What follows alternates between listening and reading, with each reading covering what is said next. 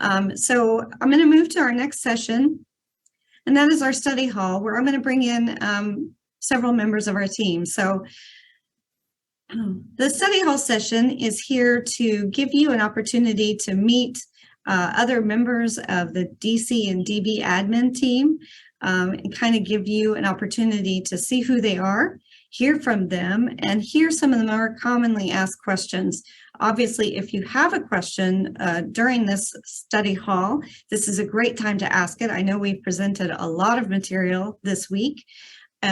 So if you have a question and it hasn't been answered yet, please feel free to enter that into the Q&A chat, and I will watch that and also share that with the panel as we get ready. So let's go ahead and bring in our panel, and I'm going to ask them to introduce each of themselves as we go through, and I'll call on them to do that introduction. So as we get ready to set up, I just want to say that I've had a really great opportunity to work with a lot of these members. Some are brand new to our team, just a couple of weeks. And it's been a great opportunity to get to know them and see how smart they are as a reference. I know I was really impressed with everything that Julie brought to our session today about field testing. So I'm looking forward to having the rest of the team come in. Now I see Melanie and Matt and Leah, and Matt Avery would be the other one I think that would be on our panel for today. So first thing that I would like to do is have you introduce yourselves, talk a little bit about what you do, what your role is, and then my other question for you was some of your responsibilities and how you most frequently help clients. So Melanie, I see you first. I'm going to ask you to start. Hi, everybody. Thank you, Elke. I am Melanie Monte. I am a manager over a group of retirement plan coordinators. So your main contacts are who I lead. I would say that most of my questions are to support my team member to support you. So anything that they're struggling with or have run into any issues or issues you're having, they typically elevate them up to me and we get those resolutions for you. Great. Thank you, Melanie. And I'm also going to be asking you some 316 questions a little bit later on this afternoon. So Matt Knorr, I see you next. How about yourself? Hello, everybody. My name is Matt Knorr. I am the Director of Defined Contribution Operations. So I oversee all of our operations for our defined contribution plans, 401k, profit sharing, 457, 403b type plans. And myself, my management team, which includes Melanie and our RPCs, we're ultimately responsible for making sure that all your compliance testing gets done accurately and timely. And generally, I end up getting a lot of the escalated issues. So that's typically what I'm involved with. Complex type items funnel up through, and I'll work with Melanie and the rest of my team to help resolve those. Great. Thank you, Matt. And Leah Johnson, go to you next. Would you introduce yourself? Yes. Sure. My name is Leah Johnson. I manage the cash balance department here at Definiti. So that's the team of actuaries, actuarial analysts, and retirement plan consultants that service cash balance, typically combo plans. Our team is really very centered around cash balance and some small defined benefit plans. I typically, as well, I'm involved with escalations, or if there's things maybe super complex that are going on with the cash balance plan design, things like that, my team will bring me in. Yeah, so that's about it. Great. Thank you, Leah.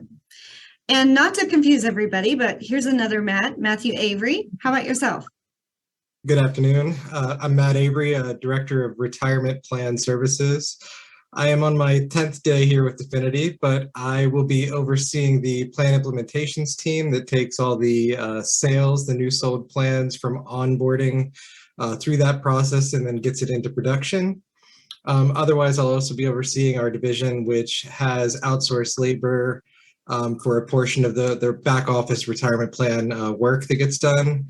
As well as our internal customer relationship management program, which we use internally.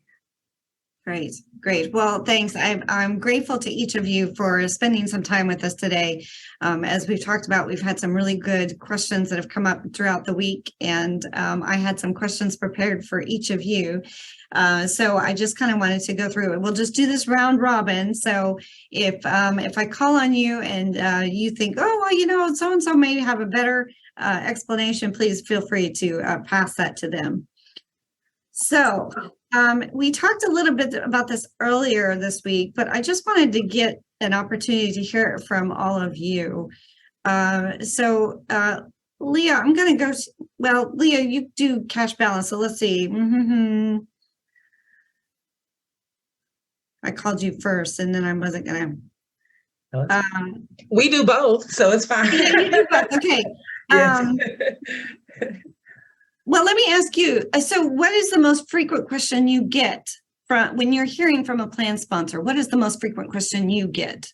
The most frequent question, well, currently with cash balance plans is people our plan sponsors are worried about contributions or minimum contributions to the plans. Because a cash balance plan is a type of defined benefit plan, the market and the results or the gains or losses, or which most of all of us are experiencing right now, actually really do affect the cash balance plan minimum contributions. So we're doing a lot of projections and things right now. That's a really hot topic and probably the most common question about how the market is going to affect my cash balance plan. Yeah, that's a really big concern. I know over in the advisor track, I mentioned that earlier, one of our sessions was about how to help participants kind of navigate through a very volatile market, especially in a defined contribution or DB plan. How do you make sure that you're navigating that? So there's some really a lot of interest in that. So thank you. So Matt, Noor, I'm going to go to you on this one. Had a question earlier this week about whether or not we just finished all of that conversation with Julie about testing and what to do when you fail a test. The question is, can we have an ADP test run in the middle of the year so we know if we're going to fail or not? How would you respond to that? Yep. So I'd say absolutely yes. We can look at that, mid-year or, now even that we're getting closer to the end of the year, we still have some time to look into that. If you have a concern that your test is going to fail, typically we would need some additional information from the client in order to run that. Typically kind of a mid-year, year-to-date census information as far as everybody's compensation and contributions for the year so far. But we can certainly run that, take a look and see where the test stands. And then, we're getting close where there's only a limited amount of time that we can do some things to correct that. But there is still time. So if you have that situation, certainly reach out to us, help us get some of the information that we need, and we can run those tests. Depending on the size of the plan and the complexity, there is sometimes a minimal hourly charge to do some of that additional work. But we're certainly more than happy to help look at those tests here and try to avoid those failures if at all possible. Yeah, I think Julie's presentation was great in kind of illustrating that. And throughout the week, right, we've had this continuous refrain. We're here to help. Let us know early and often so that we can help you work through those processes and not get into a spot that's tricky. We're here to help you out with that. So Melanie, I'm going to go to you on this question. Who is, because we've talked a lot about plan sponsors this week, right? That's really what this is about. But who would be best suited to answer questions that come directly from participants? Kind of depends on the question. As far as participants go, most questions we get from participants are regarding loans and distributions. How can they, get some money out of the plan? That would definitely be something that Definiti would handle for you. Definiti does not handle any investment advice. So if they had questions about where to put their money, what to put their money in, they would need to speak to the financial advisor on the plan. As far as enrolling, usually they're better off going directly to the custodian or the record keeper. So it's kind of twofold, but I would start with us at Definiti and we can direct the plan sponsor and the participants to who best suited to answer their questions. Yeah, that's great. I know it can get really tricky with all the different levels. And like I said, we've talked a lot about plan sponsors, but and even participants at one level, but not specifically about where they need to go to answer those questions. Great. Thank you so much. Go ahead. Did you have something to add, Matt? Yeah, I would just add that, typically we would ask for our clients that we're not doing record keeping services for, which is the vast majority of our plans. We would just ask that those questions be funneled through the plan sponsor as opposed to giving out your retirement plan consultant's phone number to all of your participants, just because not that we don't want to help an individual participant, but a lot of it comes back to security reasons and being able to validate who that participant is, especially if they're asking for information regarding their account balance and things like that. So in those types of questions where it's regarding a distribution or something specific about their individual account, the custodian or the record keeper, they have ways to validate that the person that's calling in is who they say they are, and then be able to give them specific information regarding their accounts. That's correct. And one other thing to add is a lot of these record keepers and custodians, a lot of our sponsors for this event have awesome websites that allow you to loan model, look at distributions, plan for retirement, determine how much money you should defer to meet your goals. So I would definitely take advantage of all these record keepers websites. Great point. I love that addition from both of you. So Leah, I'm going to go back to you, right? On DB plans and cash balance plan. Do you have the same answer? Or would you add anything? I would say for cash balance plans, definitely you will want the plan sponsors who you will want to funnel those questions through. With cash balance plans, they are always in a pooled environment, so participants wouldn't have access to, log in like on a 401k account to Hancock or one of the record keepers to do so. So for this kind of the same reasons that Matt mentioned, for security reasons, as a cash balance plans, a lot of times we're talking about the entire plan and how that might affect, and that might not be something that you will want Definiti to discuss with your participants. So our primary goal is with the plan sponsor. There's, a participant has a question about distribution. Usually there's an actuarial calculation that occurs, things like that. We'll walk the sponsor through that. Provide forms needed for the participant, things like that. But definitely for security reasons, as a cash balance plan, you're looking at it as a whole, and you really want the plan sponsor and our client. We want to make sure that we're not divulging information that we shouldn't share, or if that makes sense, about the whole plan. Yeah, that's great. A great addition, particularly as we spent some time this week talking about security, right? That's just another level of, although it wasn't mentioned in our topic, it is part of that security and making sure that we're validating who the person is and what they would need to know. Great points, everybody. Matt, would you add anything else to it? I've given everybody else an opportunity. Yeah, I think we heard some great answers from Matt and Leah and Melanie on this one. I agree with their sentiments on this one, that primarily it's the plan sponsor that's the key decision maker and the person that we would be in contact with the most. So best to have most questions routed through them. I agree with that. Thanks. Yep, good stuff. So here's a question, and I'm just going to open it up and you can call on it if you want to answer it. What happens if I tell you I'm going to make a matching contribution and then I change my mind after all the reports are done? Who would like to take that question? Or I can. Okay. Let's see if I get it right, Matt. I would say you would need to let your retirement plan consultant know as soon as possible. And typically what we would do is if we already submitted 5,500 and already completed the valuation, we would need to amend that 5,500 and amend the reports. It's a nominal hourly rate for us to go in and make that correction for you. And then we can get the amended 5,500 submitted and you're on your way. Yeah. Back to that early and often. Communicate with us as often as you can. Let us know what's going on so we can help you with that.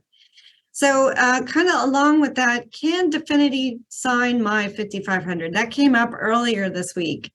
Anybody want to take that one? Do you want me to do that? Sorry, you want me to do it for 316? Go ahead. So Yes, for that's three- 316. You answer for 316 purposes, Melanie, and then I'll answer for the rest of our clients. Okay, so I didn't attend the sessions this week, but I'm assuming we talked about 316. You did. Under our 316 services, we have the ability to put our name, because we're named in your plan document, as the signer on the 5500. So that would eliminate the need for the plan sponsor to electronically sign or hard copy sign their 5500. We would do it directly under that service. Yes, good. Matt, how would you answer it for those who do not have 316 So services? for those that don't have 316 services, where the plan sponsor is ultimately responsible for signing that 5500, your experience on what you've done in the past may have varied depending on if you've been with Definiti for a while and came through our sales channels, or if you came to us through an acquisition of a firm that's now part of Definiti. I'll say Definiti's opinion is that we would prefer all of our plan sponsors to electronically file their 5500. I would argue that it's actually quicker and more efficient for the plan sponsor to get those credentials. I've gone through the process. It'll take less than 10 minutes to get your credentials to e-file the 5500 the first time.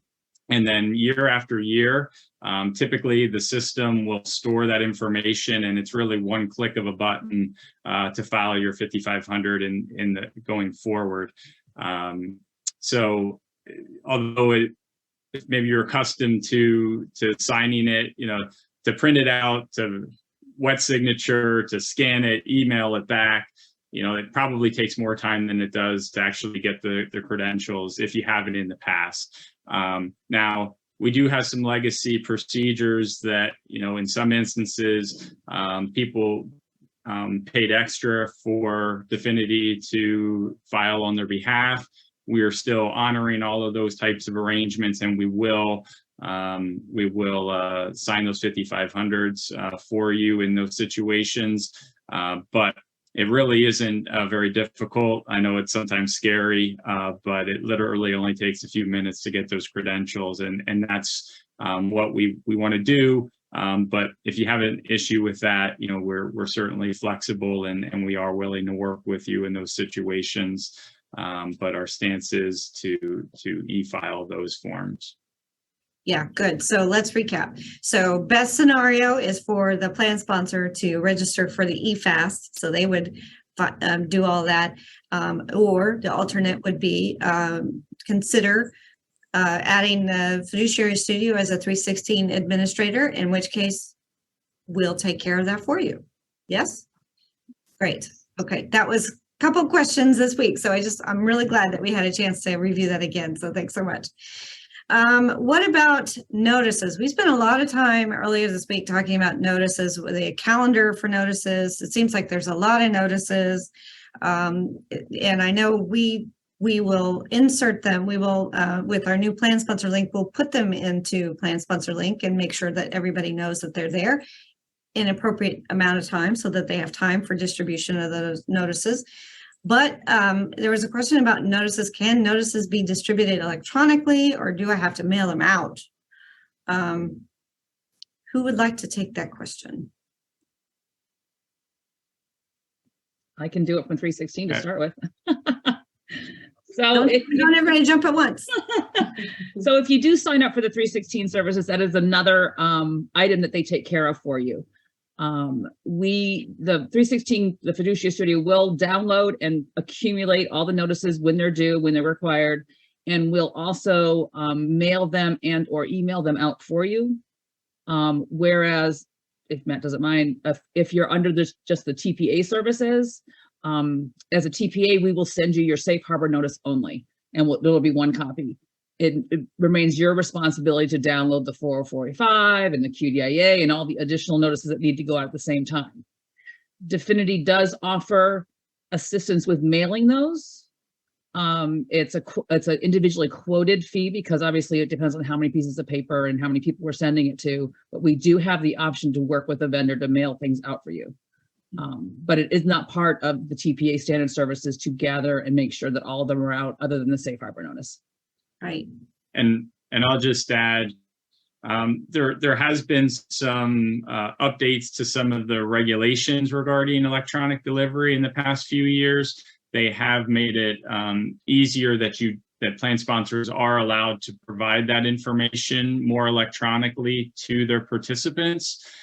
So either via email or through a website that information is posted to. I will say there's a caveat to that rule that is kind of overlooked sometimes. But before you send things out electronically to the participants for the first time, you need to technically provide them with a written notice, a paper notice that you're going to do that, and that they have the option to opt out if they choose to. But generally speaking, a lot of the notices can be sent electronically. I'll say the one thing to be careful with that is the regulations also then talk about ensuring, if you're going to do that, the plan sponsors need to ensure confidentiality and security of that information, especially if any of that information has, PII or personal information. So there's a high level of responsibility on the plan sponsor to ensure that data is kept secure. So, if you're doing a safe harbor notice, there's not anything really in there. It's just a generic notice that's going out to your participants, not a problem. Email it out to a group, to each individual email or whatever. If you're delivering statements or something that has an account balance or somebody's name or date of birth, the social security number, you need to be very careful when delivering that electronically. Yeah, great point. Really good point. Thanks for adding that. Okay, so I've asked Leah about the most common questions that you get. Oh, I know what I want to ask. I want to go back to plan sponsor link. That's new, right? So we had a conversation. Jen came on and she showed everyone how to access plan sponsor link, and even talked a little bit about how they would use it for census. So as far as plan sponsor link, I wonder if Matt, Nora, if you could talk a little bit just about timeline. Now I've told everyone that they will be notified when plan sponsor link is ready for them to log in. You kind of mentioned earlier that we have Definiti as a whole has some legacy organizations, and so we have different groups of clients that we're serving. So some people may sign in at a different time. But can you give us a little indication about timeline? When would people start to hear about Plan Sponsor Link and how they would sign in? Yeah, that's very timely, Elke, because they'll probably receive a communication on Monday. We're finalizing all those details. We've been getting everything set up here internally. So we're going to be sending out a communication on Monday. Just introducing Plan Sponsor Link, giving instructions on how to log into the system, and then they'll receive future communications when there's any action items, which, just to kind of piggyback off of that, probably later on next week, for those of you that are on the call that maybe have a safe harbor plan and need to have a safe harbor notice, the first thing that we'll be using our new system for is to deliver those notices to you. So you'll receive a communication, to be able to log in and download that safe harbor notice so that you can provide it to your participants. And to your point, Elke, about people that might have used a similar system under one of our legacy TPAs. So Plan Sponsor Link, the web portal that we're moving to, is a third-party software that was created and for the TPA industry, for the industry that we do work in. And so other TPAs out there have used something similar. Might look a little bit different and feel a little bit different because there's customization that's allowed in it. But if you did use Plan Sponsor Link in the past, you were set up on our instance of Plan Sponsor Link, and it's a different URL. So you will have to save the different URL and start using the new one. Your old login will still be valid for a little while. we'll let you know when will ultimately not be usable anymore, but we are going to be using Definiti's version of PSL, Plan Sponsor Link, going forward. Yeah, PSL. I said earlier when we were talking about internally, PSL sounded like pumpkin spice latte. No, it stands for Plan Sponsor Link. Don't be confused. So thank you, Matt. So I've asked, so we've talked a little bit about Plan Sponsor Link. Leah, CB plans will be in there as well? Correct. Yes. Yes. Yep. Yes, yes, Absolutely. yes, yes. Yes, and I know those are a little bit different. So that all ends up to, we'll send you an email when it's time for you to log in and get ready for begin using it. Correct. Fantastic. Okay. So so Mr. Avery, I've kind of left you alone down there. I am going to ask you because I am watching the clock and I know it's the last day. Everybody wants to leave early. Class, getting kind of antsy here. But I did want to kind of go through, I've asked Leah about the most common question, but Matt, in your experience, what do you think will be the most common question that you get when it comes to implementations and all the different things that you'll be managing? What do you think you'll get the most common question on? I think the biggest question with implementations is the timeline. Most people don't understand how long it takes or what the process is that's involved. Often getting a plan from the sales process into production involves multiple people, including the plan sponsor, the plan's advisor, and then often the platform that we're working with. If it's on John Hancock or American Funds, for example, if those platforms take a little bit of extra time in the process, or their process just adds a few extra days to the timeline, most people just don't understand that it can take, depending on what's needed for the particular type of plan, it can take several months, sometimes even up to a year if the plan sponsor isn't in a big rush to get the plan set up. So it can go quicker. There is sort of a timeline that is a normalized timeline, but it's sort of dependent on the plan sponsor's needs and how quickly they want to move forward. As well as the timing of third parties such as the record keeping platform. But yeah, I think that's the biggest question, is how long does the process normally take? And I think the answer to that is it sort of depends. So that I get why there's a question. It can depend. Yeah, it comes down to frequent and often communication, right? Making sure that we're in connection with them and that they let us know exactly what they want to do with the plan when they set it up. That helps streamline that process. Good. Thank you. Thanks for, I know 10 days in, we're putting you in front of the camera. So Melanie, I'm going to go to you. What about you? What is your most frequent question? Maybe we talked about that with your team. You talked about that with your responsibilities, but if you were going to get a question from a plan sponsor, what do you think that would be? I'm going to go back to loans and distributions. What's the turnaround time on loans and distributions? Right. Provided the form is in good order, 5 to 10 business days is the typical one. I would recommend that we push our participants to go online with any record keeper we can. That makes the turnaround much faster. Less hands touch it, less things to go wrong, less things to get lost on a fax machine. But I would say most of the time is, what's the turnaround time on our loan and distribution? Yeah, that's a good one. And we talked about this week. So we had a whole session on loans and distribution. So that's a great one. Thank you, Melanie. Matt? I just throw in there with that the security as well for online distributions. Usually when fraudulent distributions are caught, it's because there were paper forms. The online ones are much more secure. So in today's age, and we might have talked about this earlier in the academy, but there's so many attempts for fraudulent activity out there to get at these retirement accounts, and online is a big factor in helping to stop those. Yeah, no question. No question. Yeah. So go ahead. Oh yeah. So, and one thing, if you're currently if you're on this call and you're not utilizing your online feature, either you can contact the record keeper directly and they'll gladly make sure your account is set up for it, or what they usually even have great handouts to give to your participants on exactly where to click and where to go on their website. So that would be the best place to start, but also your retirement plan consultant can actually help you too and put you in the right direction. Fantastic. Love that. Great answer. So, Mr. Nor, I'll go back to you. What do you think the most common plan sponsor question you get is? Not the ones where your team is saying, hey, but what do you think Sure. the most common plan sponsor question is?